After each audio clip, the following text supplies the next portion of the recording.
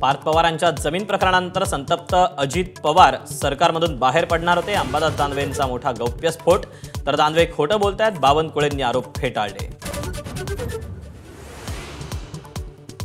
मतदार यादीतील घोळाचे आरोप आता थेट राजकीय कुटुंबांपर्यंत। संजय शिरसाटांच्या मुलीचं नाव मुदत संपल्यानंतर मतदार यादीत टाकलं, दानवेंचा आरोप, तर दानवेंचे आरोप बिनबुडाचे, शिरसाटांचा दावा।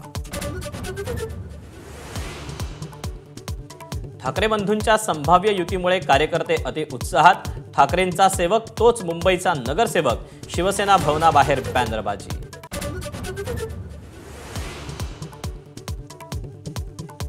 अकोल्यातील तरुणासाठी शरद पवारांची राष्ट्रवादी वधू संशोधनाच्या प्रयत्नात, लग्न जुळत नसल्यानं तरुणाचं पवारांना पत्र, लग्नाचा सर्व खर्च उचलण्याचाही पक्षाचा निर्णय। संशयित दहशतवाद्यांनी 4 शहरं बेचिराख करण्याचा प्लॅन आखला होता। दिल्ली स्फोटानंतर मोठं षडयंत्र उघड, स्फोटातील मृतांचा आकडा 13 वर।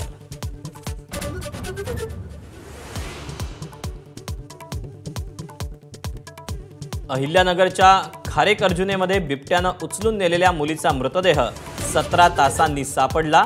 बिबट्या जेरबंद होईपर्यंत मृतदेह ताब्यात न घेण्यावर ग्रामस्थ ठाम, तर सिंधुदुर्गाच्या दोडामार्गमध्येही बिबट्याची दहशत।